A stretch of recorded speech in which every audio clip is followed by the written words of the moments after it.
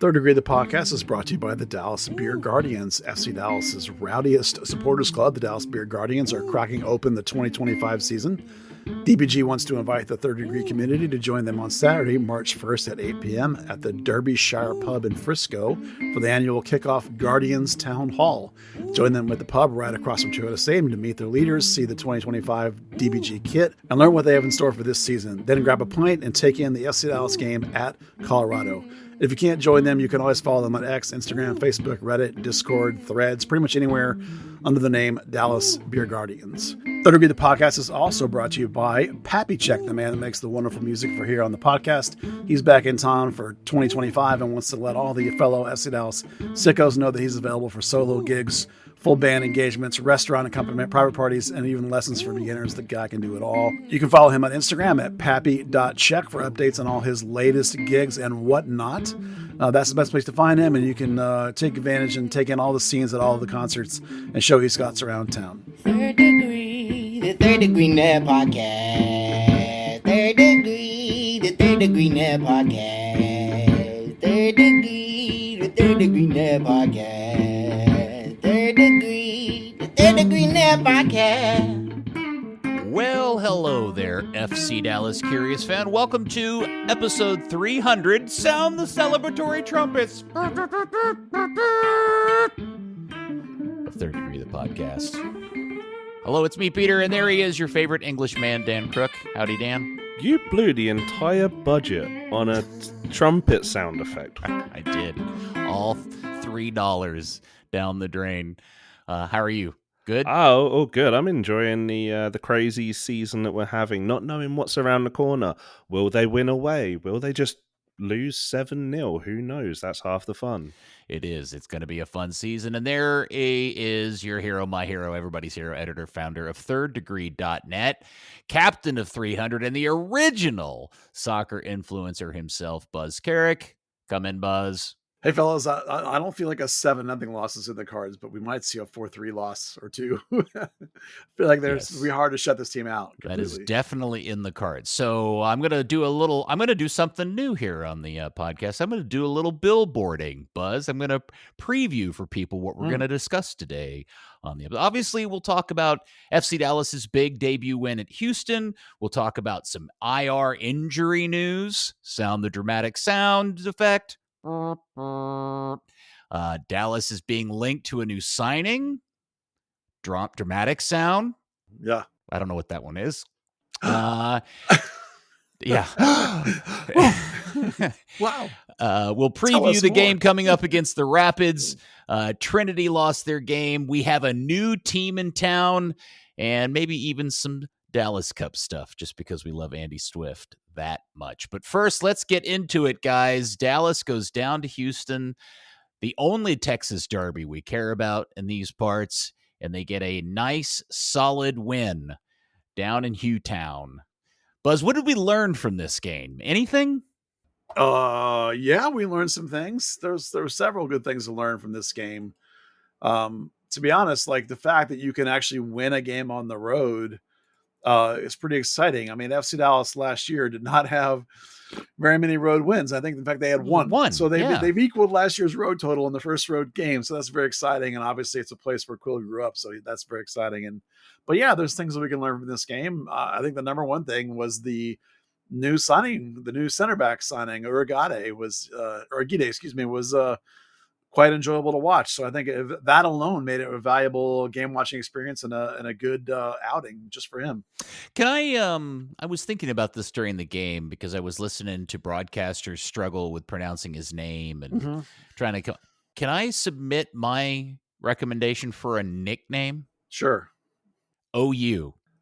OU? I was just going with Oz because of Osaze. And then I thought, works. Or Sooner, which is kind of a spinoff of OU. Sooner would be kind of funny, but all right, we'll stick with OU for now. Yeah, boy, I got to tell you, that was a relief to see that guy play as well as he did. That's a really nice debut out of a center back, that's for sure. Yeah, listen, not flawless. The thing that I was worried about from watching worthless YouTube clips was that he would occasionally overextend and get in trouble and couldn't foul, and he did that once. He did it late in the game. It's But probably the worst possible time, too. Yeah, the worst possible time, perfectly worst possible spot on the field. Exactly the kind of thing we were worried about. But the other 98% of the game was great. And maybe to be fair, he played really composed, played within himself, played contained, played within the system, didn't get overextended, didn't get stretched, showed lots of ability as an individual defender, and also was good in the team concept. Maybe he was just being really conservative and being like, because he was a much more of a sort of stay at home, patient kind of defender, which is not at all what my expectation was. So I was expecting a guy that was going to be really aggressive like Nkosi Tafari based on what I had seen. Wasn't like that. And so I really liked what he brought to the table, and I hope that he continues to play that way. I don't want him to become overextended like he did late in the game. I want him to be patient and composed and compact like he was most of the game. Dan, did you have similar reactions to his debut? From the bits I saw, to be honest, I left the Dallas Trinity game, jumped in my car, had to run to a friend's birthday, popped the game on my phone while I was driving home on George Bush. That sounds dangerous. I was listening. I was listening to it. I heard. Okay. Yeah, sure. I heard the goal that Houston scored. Got home just in time for the equalizer, and so it was a bit of an odd one. I definitely meant to go back and watch the entire game, and just have not had time. But yeah, maybe. I at the same time thought it was a really impressive debut, especially for a guy that just literally got off the plane a few days earlier. And I also at the same time worried that this was like the defender debut curse. Why are you going to do that? Of a new player showing up and have an outstanding debut. But we haven't had this out of a defender yet. That's why I was so glad he committed that foul late in the game, because I think that may have, if he hadn't committed the foul late, I think he would have been in line for being the first Dallas player to receive the debut curse. One of the things I really liked about his game was that he did a nice job picking up extra runners that were coming out of midfield. And the goal that was scored where he tracked a guy over near Farfan, it was an extra overload player, left, Ibiaga and Shaq Moore with one guy to deal with, or two guys to deal with. Well, they did not deal well with those two guys. So for me, that was no problem with him pulling out of position, because he was picking up a guy that was an overload. And you got to do that. So, we want to see more out of Ibiaga in terms of winning that header, obviously. And then that ended up with Shaq Moore not dealing with the other guy. Didn't go very well. So, obviously, defense is still, of course, all in all of our minds, I think, and all of our worries about going forward, how it's going to be. And not just us. I think any analysis you read of that game would mention that the defensive frailties are still there and are a bit too worried about. So as we go forward in the season, we're definitely going to be an area of concern. We'll probably talk about defense a lot, but Urquide looked great, especially for our first game of our guy 24, as you say, right off the plane. Now, granted, he is in the middle of what the season he was playing, so he's in shape. It'll be interesting to watch over the course of this season how he holds up, because he'll go like a year and a half without a break, because he's coming out of a full half of a season going into now a full season. So hopefully he'll hold up. He's young enough. He should be okay. Hopefully, fingers crossed. Now, Dan, I'm going to ask you this question knowing that you just told us you didn't necessarily see all of the game, but I think for the amount that it sounds like you did here, I'm wondering if you picked up on the same thing I did, which was this instantly and immediately looks like a very different team than what we have been seeing for the last few years. Oh, very much so. Very resilient coming from behind. One thing I really enjoyed, I just started chuckling to myself in the second half, because, coach goes to the bench and there was depth. There were players that you're like, okay, yeah, he could make a difference. He could bring something in. A lot of times, and this may have been Nico's substitution pattern as much as anything, but it just kind of felt like going to the bench was crap, we've lost it, haven't we? Well, beyond just the fact that they were resilient in this game, and that was nice to see, but just straight off the bat, Buzz, of the 11 players on the field, 5 of them are guys we have never seen in a Dallas shirt before. And that to me was really almost startling and weird to get used to. Is just trying to, after a while you figure out you can just kind of glance at the field and you go, okay, that's that guy. That's that guy. It took me a while to figure out who was who. Oh, yeah. And guys we have no familiarity with, and you would look at them and it would, my brain at least had to take that moment of like, okay, now wait, who is that in that jersey? And like, what number is that? And, cause it's one thing to know these players sort of on an abstract paper like level. It's another thing to watch them in the run of play when they haven't been playing here. But I think almost all the ones that were new, I think did pretty well. I wasn't too disappointed in Shaq Moore. I'd like to see him get forward a little bit more and maybe more connect a little more. Ramiro looks pretty solid. I think there were some questions about getting play through the middle of the field. Dallas kind of abandoned the middle of the field, and Coach Quill talked about that. Talked about how they became sort of a one-trick pony when they were getting wide around the outside, and that was kind of all that was working. And they needed guys to be, as he called it, in the structure of the game, and which is like get into the difficult spots and don't just come check way back for the easy pass, be in position for the hard passes, those line breaking passes. But Julio brought some nice things to the table. Lucho Costa went looking for the ball and was going wide a lot, trying to find it, particularly wide on his left, the FC Dallas's left. So there's definitely for sure lots of work to be done, but I don't think you can look at any of these guys that made their debut and think they weren't exactly what we thought they would be, which is really nice for game one. For them to be that solid game one is outstanding. Yeah, the game was I don't think Dallas played great. And I also don't think Houston is a very good team at this point. They like Dallas, that's a team just filled with a bunch of new guys and missing parts and things like that. So it's hard to really judge Houston. Oh, come on, Peter. They're great at playing out of the back. Well, yeah, they're particularly what a gift that poor, was. Oh my poor gosh. At that. Yes. And so I found it a bit hard to judge everybody in this game. Obviously, OU had a great game, and that was the real standout, noticeable thing. What I was a bit surprised was that I came away from the game thinking I have no idea what Ramiro's game is or how good he is, or not that he played badly, but I also didn't see him in any particular moments stand out or do anything in the same way that I saw OU do. Yeah, he was, Ramiro was pretty solid, I thought. But again, this comes back to the idea of what Quill was talking about. He talked about both Ramiro and Leggett coming back way too far to the defense to pick up the ball, and not being sort of in the mix, if you will, in the middle. But, Ramiro was mostly good defensively. 4 intercepts, good positioning, good recoveries, pretty solid on tackles. He kept it simple in terms of like a 91% pass rate. But of those passes, that's 10 completed passes. A third of them were progressive. So that's 1 in 3 passes is a progressing line breaker. That's pretty good. And I think most of that probably came in the second half because Quill said they made some adjustments at halftime and it got a lot better. Because I think in the first half, this is when I wrote down my note about lack of transition to the middle.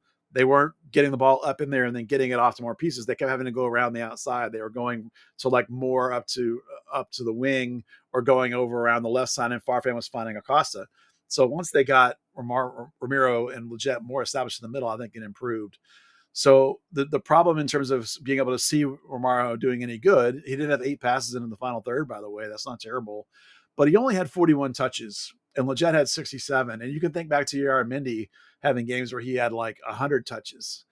So that's what the Quill was mainly talking about, and why it feels like Ramiro didn't do a lot is because Ramiro didn't do a lot because he didn't get a lot of the ball. He didn't see much of it. Right. Yep. He mainly occupied space and sort of defensively was good and solid, but not the connector.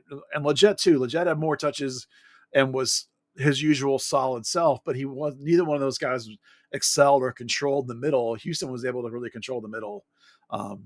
So that's a thing to work on. Again, game one, and Dallas as a collective played fairly well together. There wasn't a lot of glaring, horrible play. And like some of the most glaring and horrible play was guys that had been around for a while that we knew were issues. So I think it's a really good, now I don't think Houston's any good, but I think it's a pretty good road debut for FC Dallas in terms of like a good base to build on and try and get better, because they did become one-dimensional and did not do enough varieties of attack. They were resorting to counterattacks and going wide, and that's not, you want more variety than that.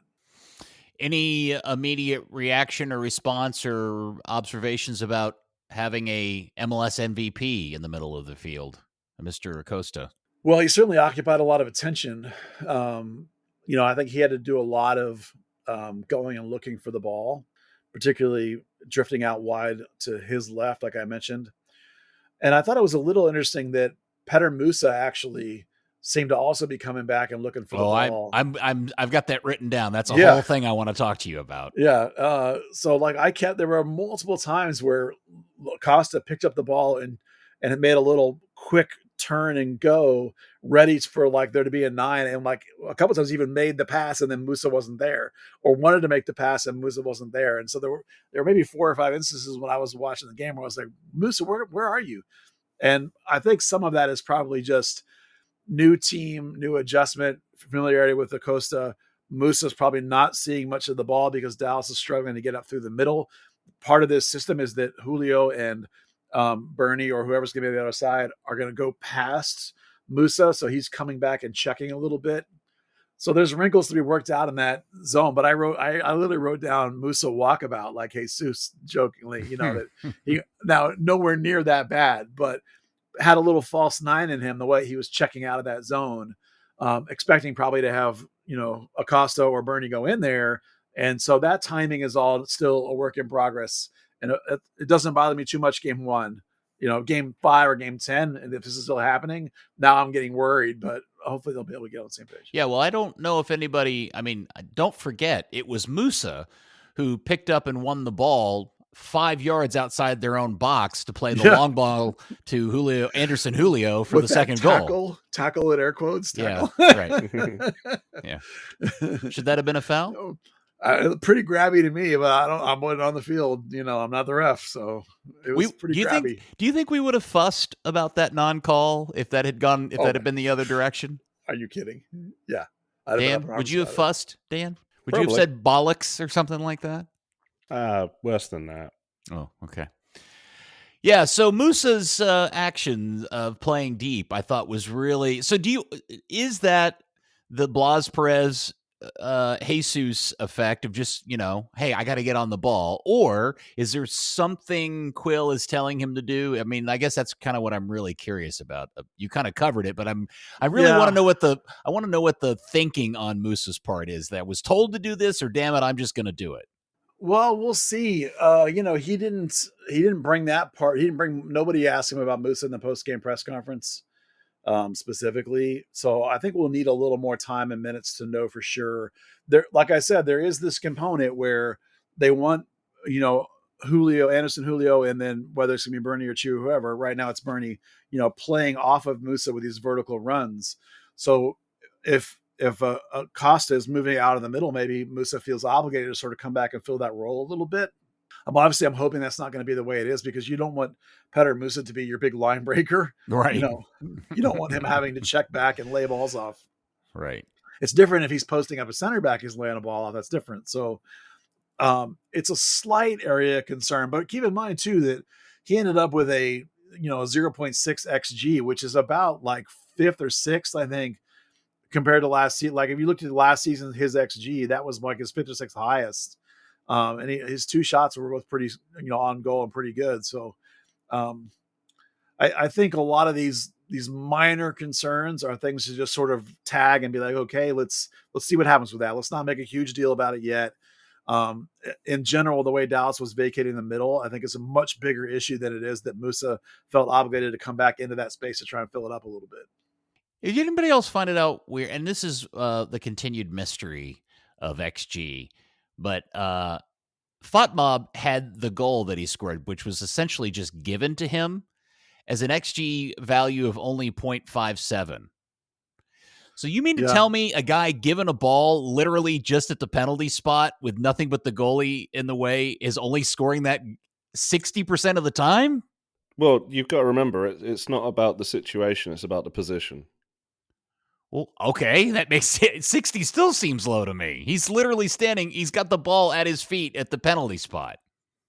Yeah, I guess that's a mathematical calculation that people miss it 30% of the time from that position. Yeah, you think a lot of shots from that position, that's going to be headers at corners, that's going to be trying to shoot through a crowded box.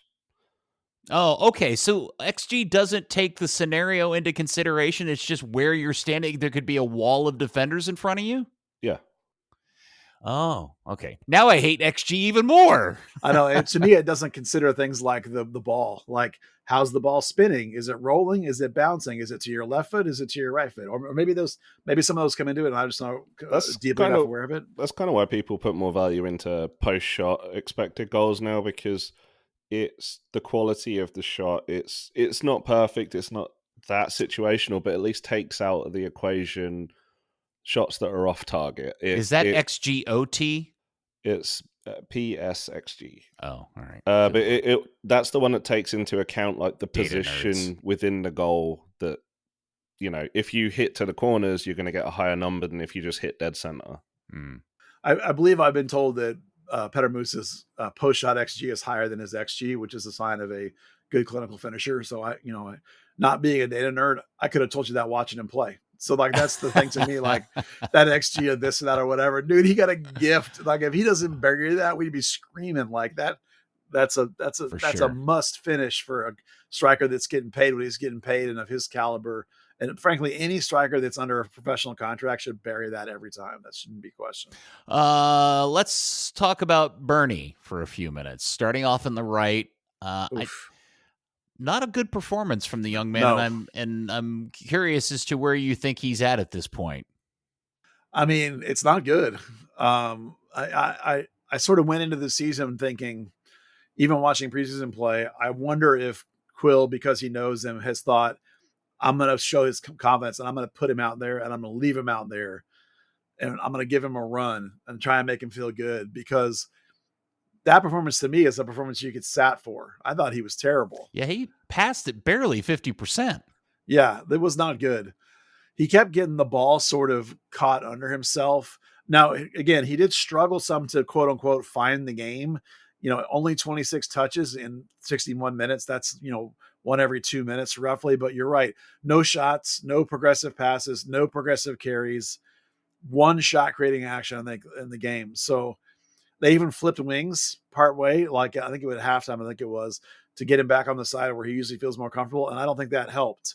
And when you consider that Logan Farrington in 11 minutes had 10 touches, which is like almost half what Bernie had in just 11 minutes of play. So it's like, I don't know how, like, if we were taking that game in a vacuum, I'd be like, there's no question to me, Logan Farrington would start the next game at the right wing. Well, sometimes in team building, you might make decisions as a coach, particularly early in the season. You might have convinced himself, I'm going to give Bernie a few games. I'm going to see how it goes. I'm going to see if I can build his confidence back up. I know that I can always go to Logan. I know right now maybe I need to keep Logan just in case Musa needs to come out or whatever, because I don't really have another 9 right now. So other than Anderson Julio. So he may just be, not every decision, every game is cut and dried. It's just about performance. Sometimes you have to think about these bigger pictures. But man, that was not a good start by Bernie. It made me, I don't want to say yank him either, because you might want to let him have a couple, but Colorado's not going to be an easy place to play. What about Sebastian Ibeagha? Now having to play with another guy, somebody he just met, the journeyman. I thought he was okay. Mostly, if you look at pure defensive numbers and pure basic numbers, I think he was adequate. The things I think are his deficiency are still his deficiencies. Dan had a couple, I think, glaring things that he mentioned about him that made me really shake my head. He got really exposed by getting manhandled on that corner. That was the cross that was the goal. Mm-hmm. That's really troubling, because crosses in from the wings, whether it be corners or from off of set plays or whatever, have been Achilles heel for this team for a couple of years now.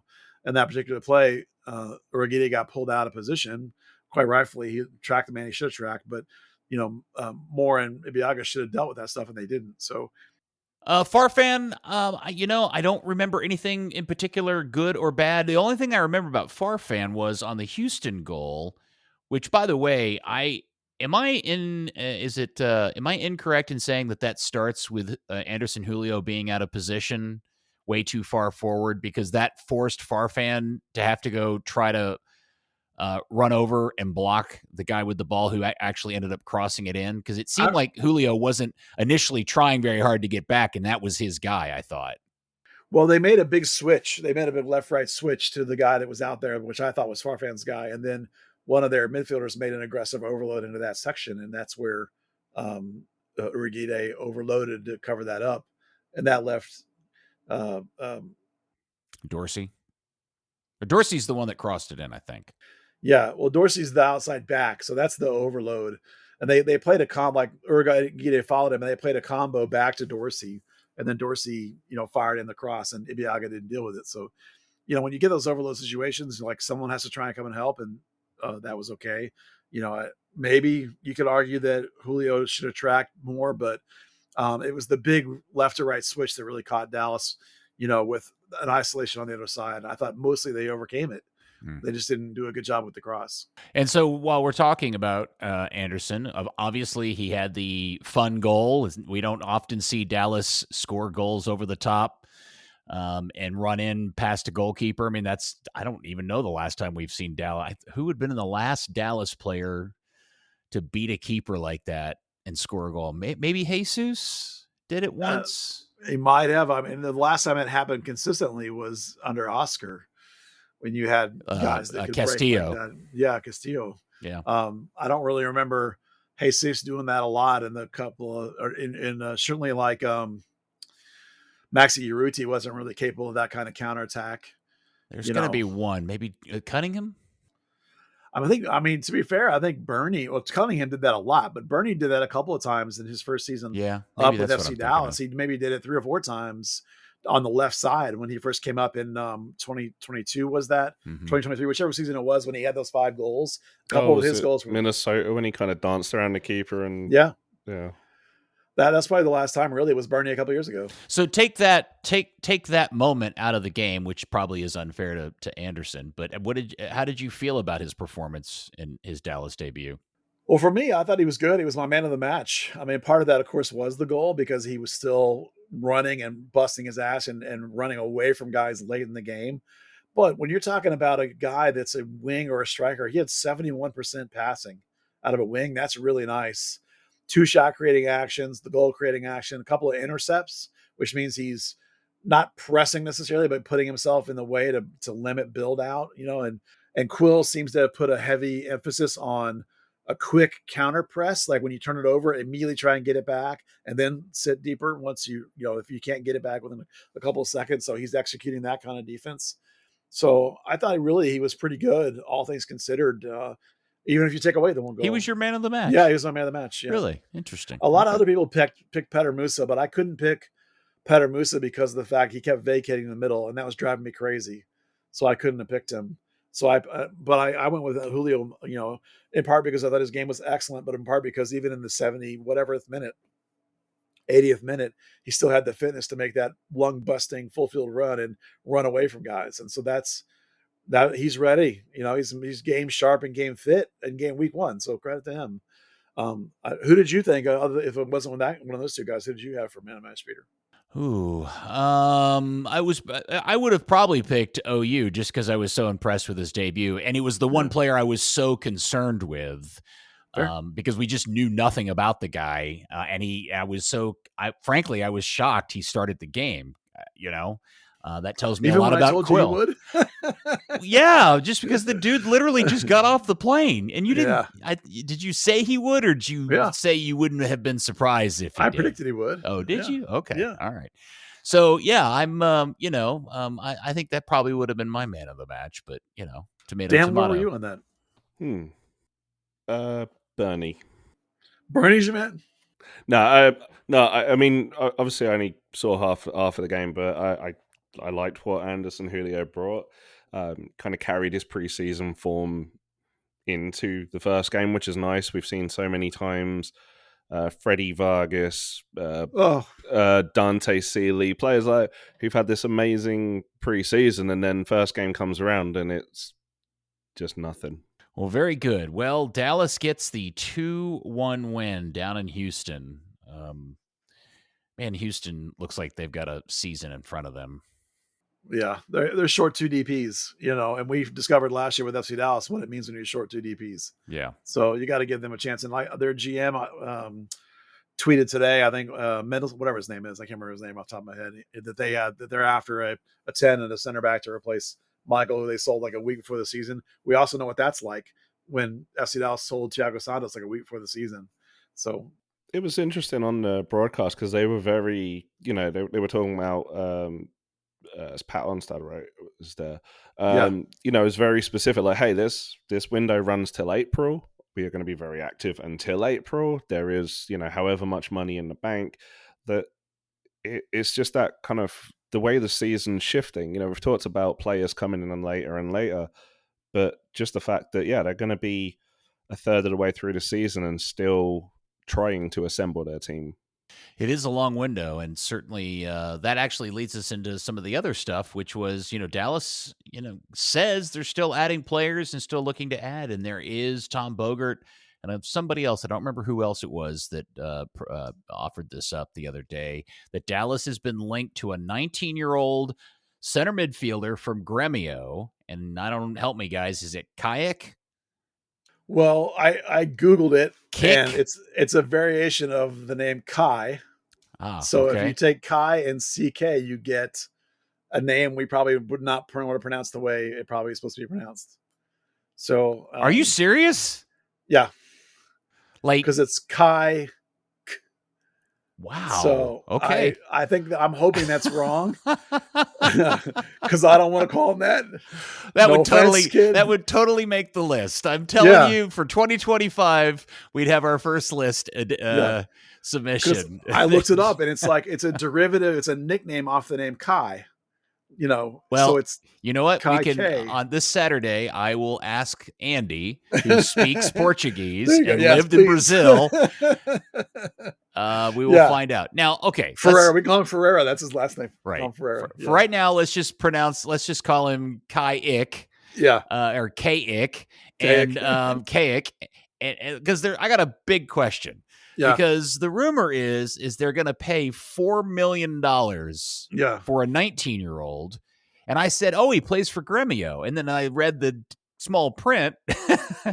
And no, he doesn't play for Gremio. He plays for their U23 team. So Dallas is about to spend $4 million on a kid who has never played first team ball. Yeah, and for only 80% of his pass, 20% sell on.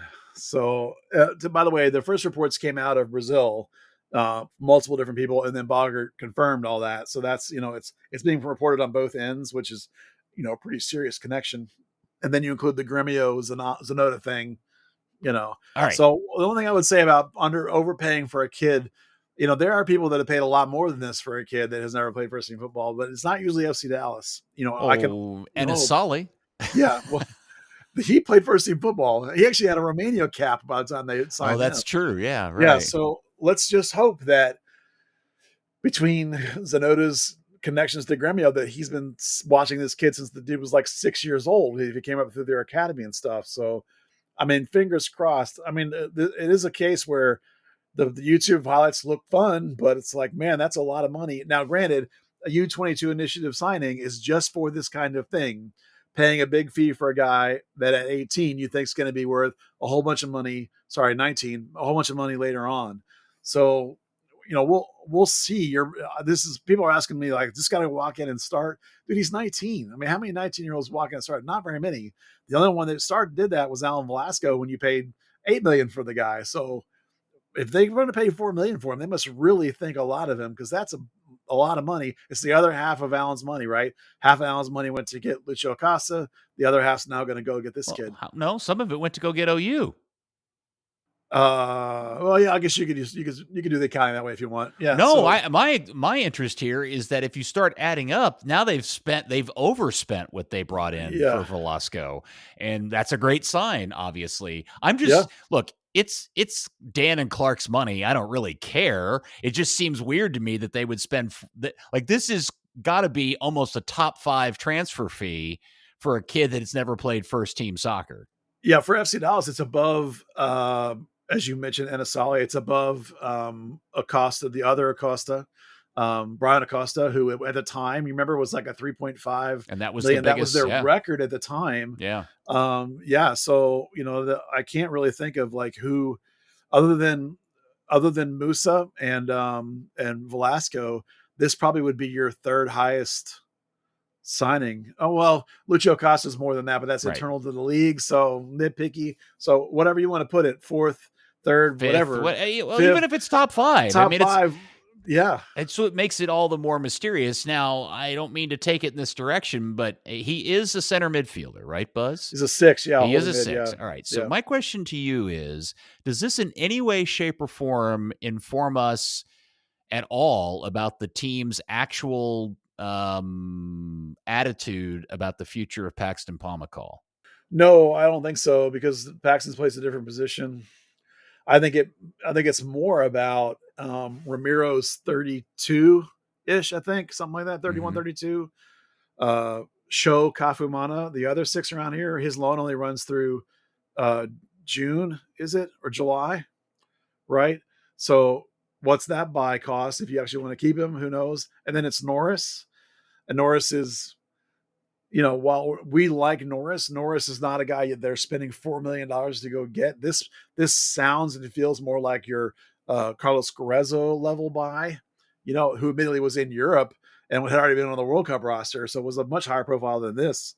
But I think it just shows to show you that they really are lacking probably in that lockdown stud 6 that we've been talking about on the podcast. They have a lot of guys that are sort of 6'8" capable, but even like a guy like this, surely they don't think that the guy at 19 is going to solve problems for this season. I think this is about the future. This is about a year or two from now. Yeah, I'm curious because, for $4 million, you could probably dig around some divisions in Europe and find yourself a pretty experienced pedigree 6. Well, U22 initiatives are about making money, right? It's the buy doesn't count. Yeah, it's to buy not cheap, but to buy kind of expensive to sell more expensive, because the basic premise of it is that the amount that you paid for them doesn't count on your cap. You're basically getting a high buy player with a lower salary, and the idea is that you flip them then for more money. So this is a guy that you think based on the premise of a U22 initiative, which we don't know for sure that's what it's going to be. It's just what we assume it's going to be, because I doubt this is a DP player. That would be really weird. That would be more along the lines of Alan Velasco coming in as a young DP. And that's, was an order of magnitude more money. And usually that's more for an impactful kind of guy, not like a holding mid. Although I guess crazier things have happened. I suppose Carlos Carrezo was a DP holding mid too. So we'll have to kind of bide our time. But this is definitely a player that you're buying at this price because you think you're going to sell for a whole bunch more later, whether it's a couple of seasons of him here and then, or maybe it's even just playing a little bit and then you sell him on. Like Tanner and Tessman didn't play all that much here before they sold him. Yeah. Well, this takes a few. Yeah, it certainly does. Tessman was a homegrown though. So this to me does. Well, sure, but this is like a foreign homegrown. It's a young player you're getting when he's 18 years old. Yeah, but it goes back to the Anasali story, which is that blew up in their face. They spent a lot of money on him. He's turned out to be, they have essentially shipped him off in a box somewhere in the middle of the night. We'll never probably see him again. And now they've spent even more money on a guy with even less pedigree and less experience. And we'll see what we get. I mean, they've had a really, really good offseason. This one to me is the gamble so far. It's for sure a gamble. Yeah. Yeah. And their track record on U22 initiatives is not good. The only one that's been a hit at all is Giovanni. And of course, through no fault of anyone, he's now out for a second straight season. Yeah. Speaking of that, that is the other word we got, is that Giovanni Jesus is on the IR officially. And what's the note? So is this his other knee, or is this another surgery on the same knee but not ACL? Did they say which knee it was? They did not say. Oh, it's his right. It's his right knee. It says that. I don't remember if it's the same knee or not, but what was surprising was that the press release specifically mentioned the cartilage operation. I immediately wondered if it's the same one that Paxton had. So it's a different injury than we had sort of heard whispers that he re-tore the knee. Obviously, this is a completely different injury, so this is why you don't report whispers on injuries. So it's definitely going to be, it's definitely an eyebrow raiser in terms of like he is under contract through the end of 2026, so he's going to be here next year unless they do some kind of buyout for him. But it does make you wonder, will we ever see, as you say, player, will we ever see him play here again? I don't know. It's very difficult to think he will. Let's see. What else did we want to get into on the list? Before we move on to the Colorado game, real quick, did we talk about last week? I don't remember if this had come out or not. That Dante Seeley somehow signed a deal with he's playing in Montreal, and he got a decent contract out of the thing, I think we heard. I don't know what kind of money he's making, but he definitely latched on with Montreal. Some people I got multiple people were messaging me saying like, wow, they listed him as a defender. I was like, did you guys not watch the last 3 years he played here as a left back? I was like, I don't know why that surprised anybody, but on paper, a lot of the scouting websites still list him as a left winger, but I think the idea is that he's going to be, a left back with Montreal. Interesting. He did get a 2-year contract through 2020. Through 2026 with a 2027 option. Well, then the other one that is of interest is the somewhat sad story of Alan Velasco and what's happening with him down in Argentina. Yeah. So just to catch everybody up, obviously Alan got sold back to Boca Juniors, and after a lot of effort on his people's part and his part, he was clearly homesick and wanted to go back, and playing for Boca was a dream for him. But man, it has gone bad, and so badly that if you haven't seen the footage, they were playing in their big domestic or not continental tournament, the Copa Libertadores, and they were in a knockout game against a Peruvian team, and they went to PKs, and Allen missed the final PK, poorly taken, I might add, and Boca is out of any sort of non-domestic tournament for the season. And I keep seeing things online, Buzz, of people asking if Dallas somehow scammed Boca or if they ruined Alan Velasco. And I keep wondering, did Boca bother to watch any of his footage here in Dallas other than his magical debut Messi moment? Coming off an ACL, man, that is tough. And we saw improvement of him over the back end of the season from when he came back to when the end of the season actually came. But, I assumed at the time that Boca was buying him and what they thought his upside was, because you're right. It is not going well. Somebody told me that he deactivated his Twitter account today because he's getting such heat. And he's just getting absolutely shredded by the fans down there for being basically fake player in a sense. I feel really bad for the guy. I mean, we know that he can play. Why it's not going great is really worrisome. I think we all know, and we talk about this all the time. When you tear an ACL, it takes a whole year to get back to play, and then it takes a whole another year to get your form back.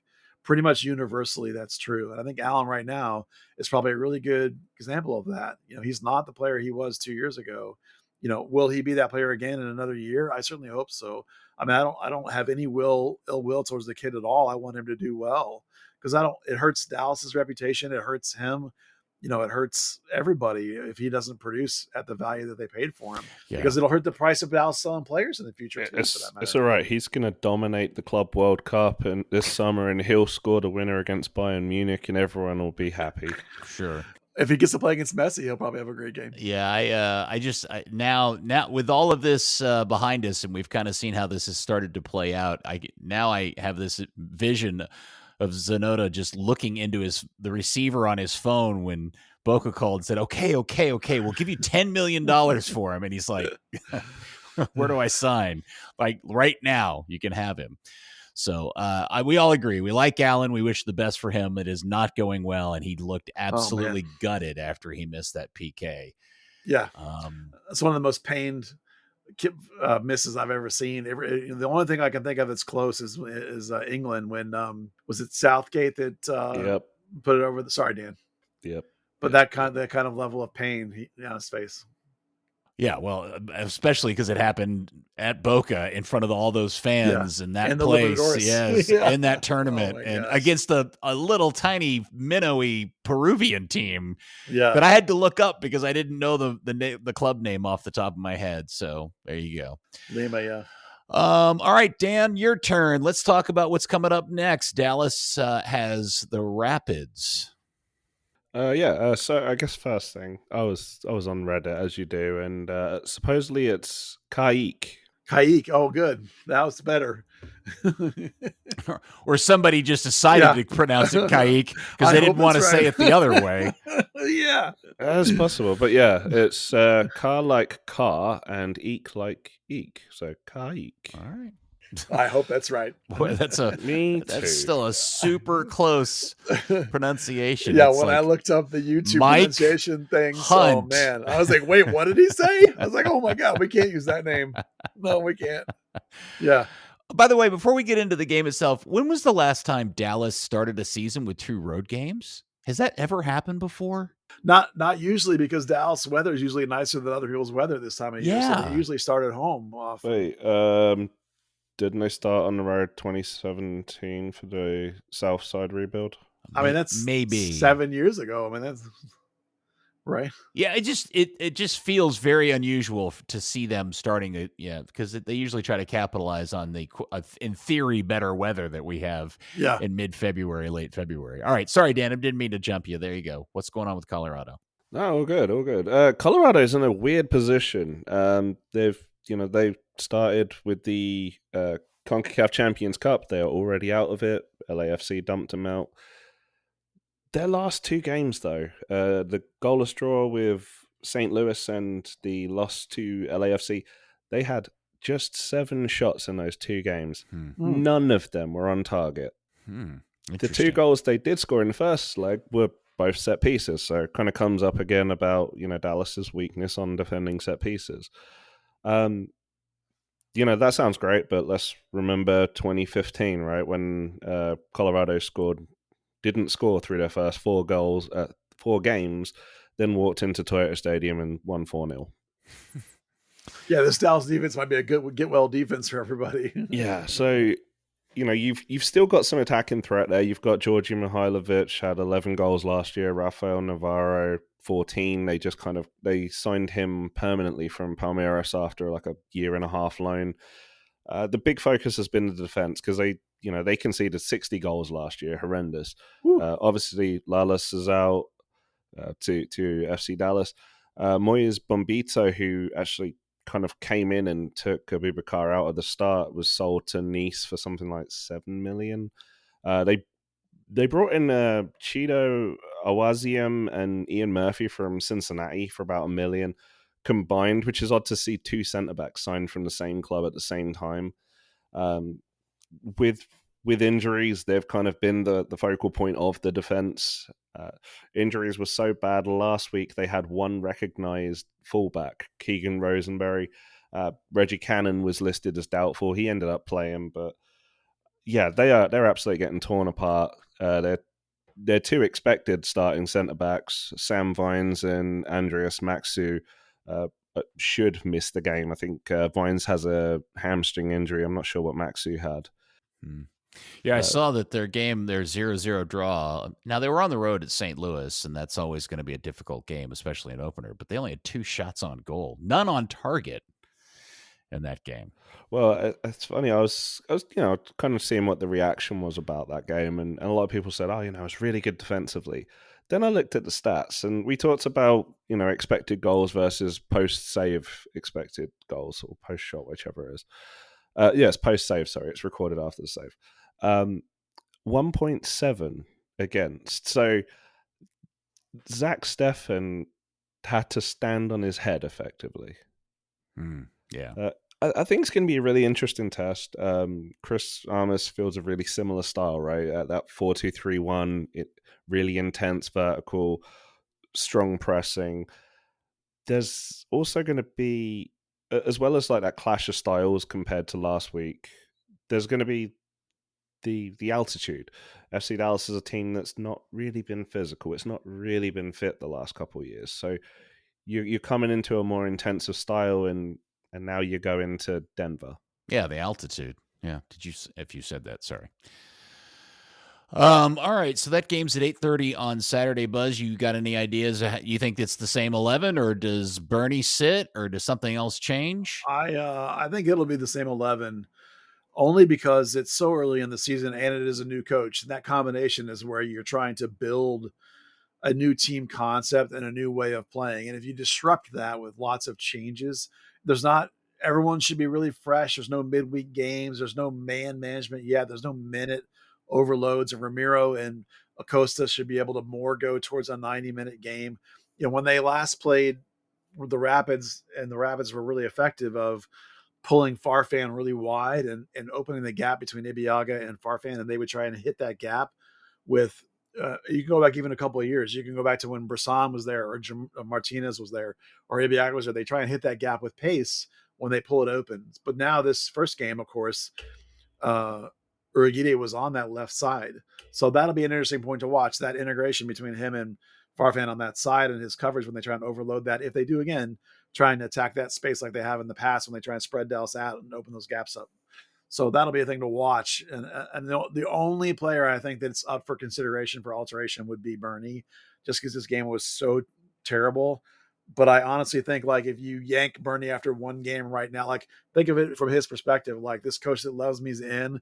He's given me the chance, and he's yanking me after one game. That'll be a killer for his psyche. So I don't think he'll do it yet. I think he'll stick with Bernie for a couple of more games before he feels like his hand is really forced. Because then Bernie himself will be like, I'm not getting it done. I understand. Whereas Bernie might look at this first game and go, I saw the ball 20 times. I'm not getting any touches. I'm not getting involved. I'm not getting a chance. So you give the kid a little bit more before I think you make any radical changes. It might be different if Leo Chu was super fit. We're hearing discussion he may not be super fit. It might be different if you felt like, I really do want to move Logan Farrington outside, which I suggested all winter long, and apparently is not the choice, except that's exactly what happened at the end of the game. So in a normal game in the middle of a year, late in the year, multi-year coach, I would say that game will get Bernie yanked, but I think my money is on that he keeps him in this time. And I wouldn't change anybody else at all. Everybody else was perfectly acceptable in the role that they're assigned to perform. Dallas and Colorado in Denver, 8:30 Saturday night on your Apple TV.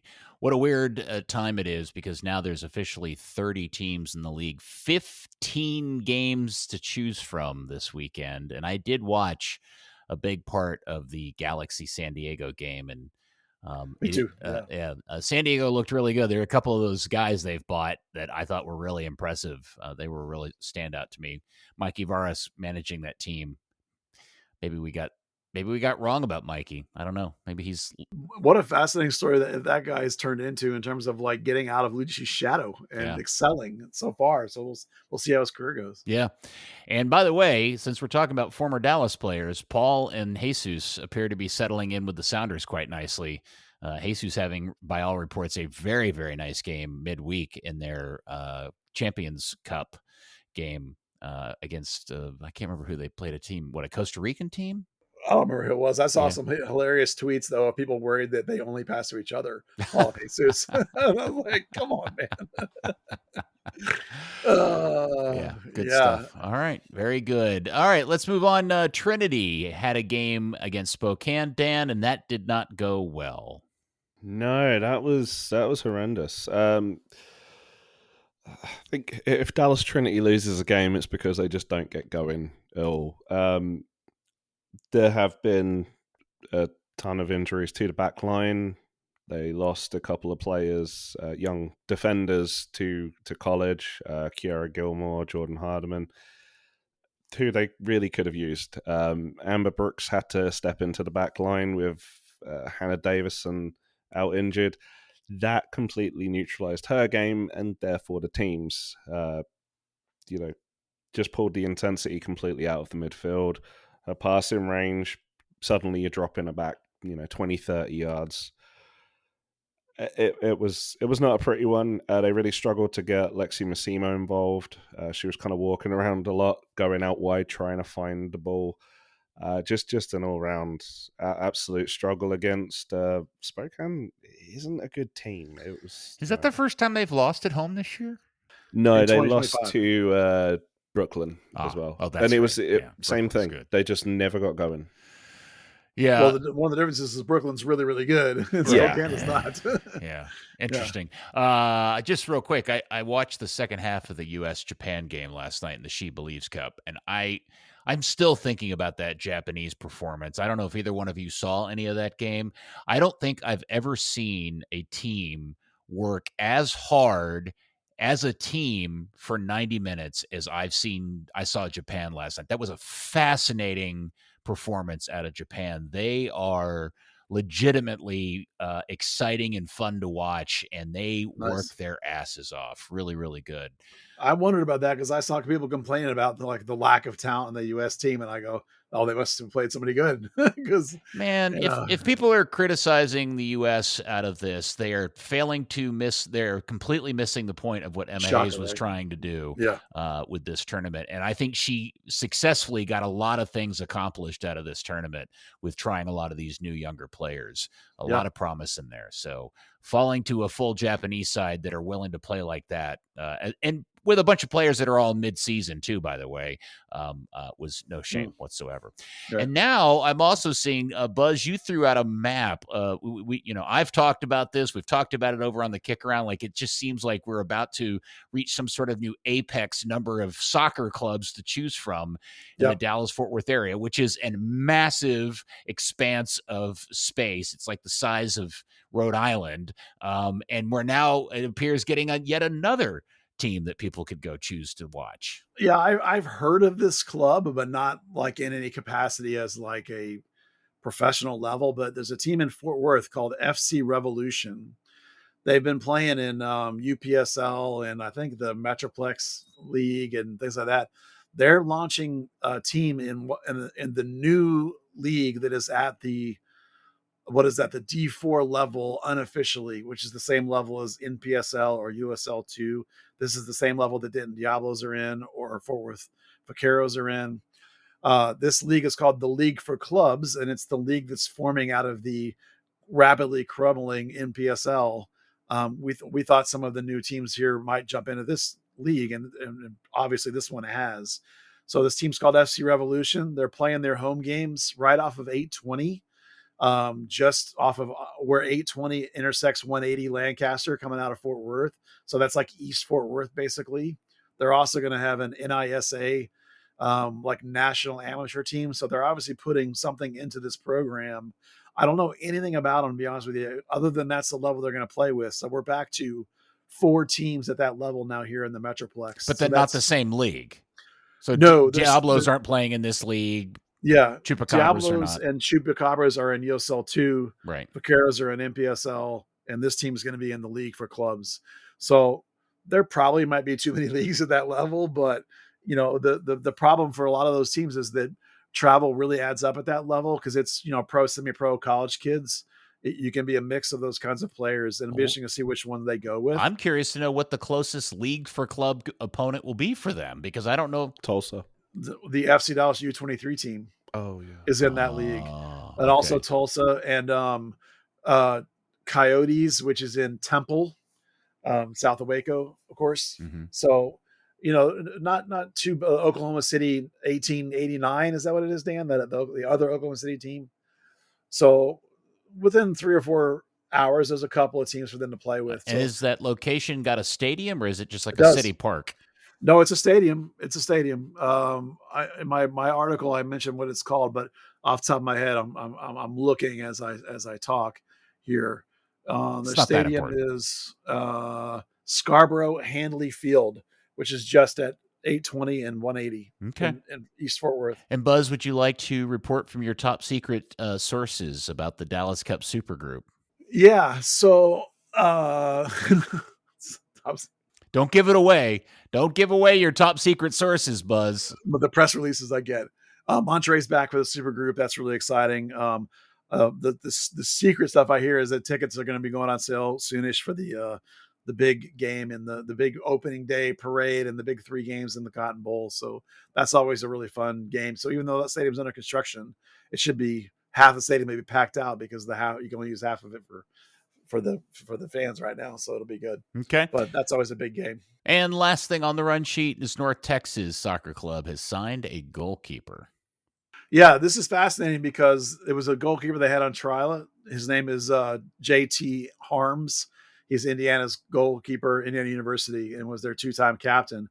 The reason it's fascinating is because they now have 2 keepers under contract there.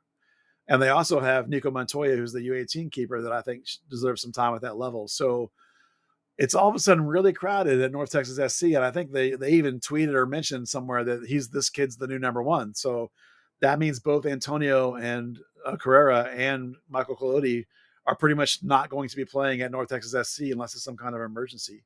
So those 2 kids both need to play some. One of them will be the number 2 and will be on the bench all the time behind Martin Paz. But you don't want to have your younger keepers, stagnate completely. You want to have them playing somewhere, somehow. Maybe there's some games at the U23 team, maybe not, because that if that's all college kids, it may all need to be college kids. So I don't know what needs to give in terms of keepers. I'm not an expert on how you coach up and develop keepers, but having your 2 guys that are now 22 and 24, I think they are your 2 backup keepers, just sort of sit there and not play because Martin Paz is going to play every game for the next 5 years, doesn't seem like a good idea. So something probably needs to give there in terms of minutes for keepers. Nothing changes the fact that this JT Harms guy seems like a leader, listed at 6'1". So we'll see if he can play most of the games for North Texas this year, it seems. Buzz, I saw you got to, before we go, I saw that you got your very first taste of COSM, COSM. Yeah, fascinating. You've been, haven't you, Peter? Yeah, so for those who don't know, up at in the colony at, what is that area called? Grandscape. Grandscape, where Nebraska Furniture Mart is. They have constructed one of 2 existing COSM facilities, which is essentially a very miniature version of the Sphere in Vegas. Now, it doesn't have the exterior lighted up, the lighted exterior, and it's not a sphere on the outside, but very much a sphere on the inside. And were you surprised how small it is when you see it in person, Buzz? No, I wasn't actually. No, it's because for a sports bar, it's big. Yeah, I don't know. I just was, once you get into, where did you sit? On the first, second, or third level? Third level. Okay. Yeah. So what'd you think? Well, just to be fair, completely honest and open, it's pretty pricey.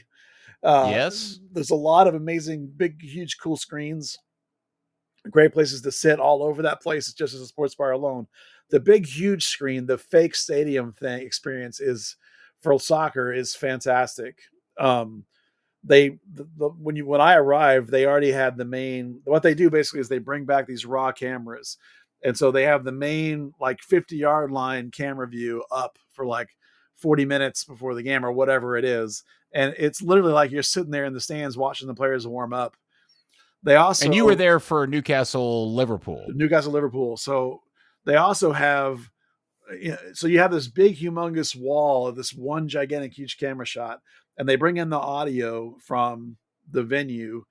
So you can hear some crowd, and you're watching the players warm up. They also have the broadcast. In this particular case, they had the broadcast off of, I think it was NBC. I didn't pay that. I'm sure it was NBC, and they throw it on a little insert screen. Yeah, a couple of insert screens. And so they have the pregame on that, and they're doing their show, and they're talking and whatever. And so mainly you're just staring at the shot of the field. And it's huge. And they even have, the deck even has railings like the Rangers do, like the wire railings. So it really feels like you're sitting in the stadium. And that was all super cool and amazing. And the game starts, and it really feels like you're sitting there, except that you have the play-by-play guys in your ear. So it's like you're sitting there, but you have your radio on, like if you're an old school kind of guy that does that kind of vibe. And I was thoroughly enjoying it until they started cutting cameras. Which is what you do for a living. It's what I do for a living. But whoever's doing it is cutting during play, in order to try and give you a better, closer look at what's happening. But the thing is that this is for me where they're trying to do two things at once, because if they're trying to make you feel like you're sitting there in the stadium, then by cutting, they jar and ruin that experience, because now I've just hopped to the corner or I've hopped behind the goal. And it's like, oh, and it happens sometimes right in a really key moment. And so you have to readjust, like, where's the goal? Where's the ball? So I found that incredibly jarring. Yeah, it's because the screen is so high resolution and it's so enveloping around you. Yeah. It is a completely a mind screw for a half second, because your brain is trying to recalculate what it's looking at. Yes. And so, like, when you do that in the run of play, it's super jarring and distracting. Now, when they did it like in a dead ball situation, like if the ball would go out for a corner and then the guy's going around walking around, nothing's really happening, and then they cut to the corner, I found that smoother and more easily digestible by my brain.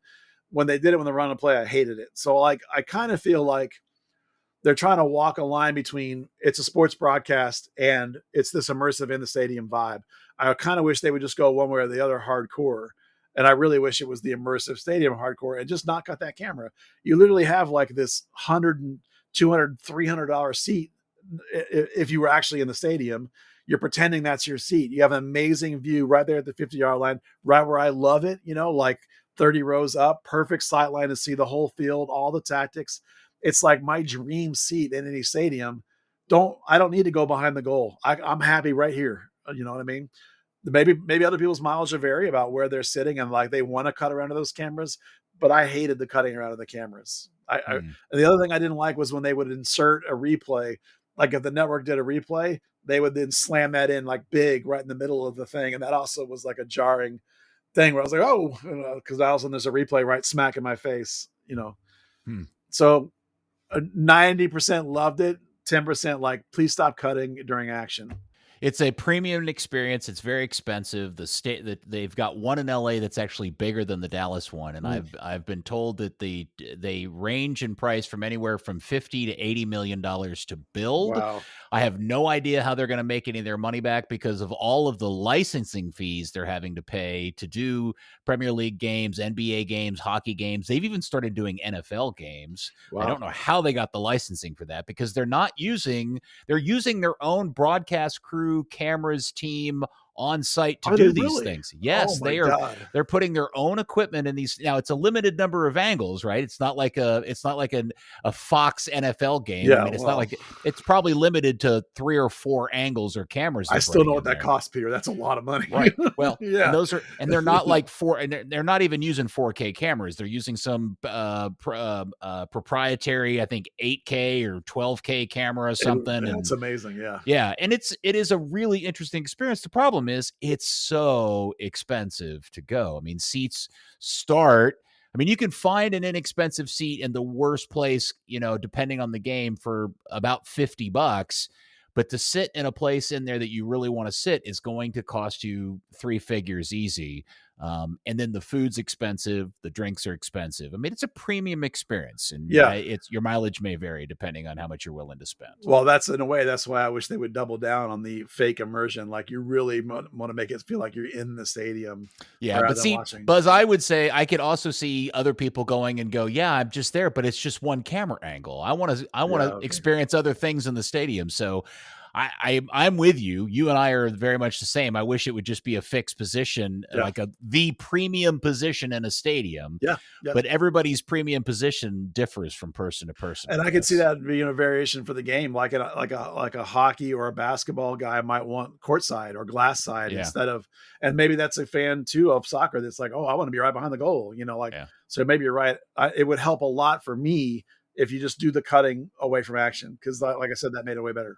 That probably leans into the other stuff they do. Like, they just signed a big contract with WWE, something you can easily cut one thing to another. NFL, so many breaks you can cut away. Yeah.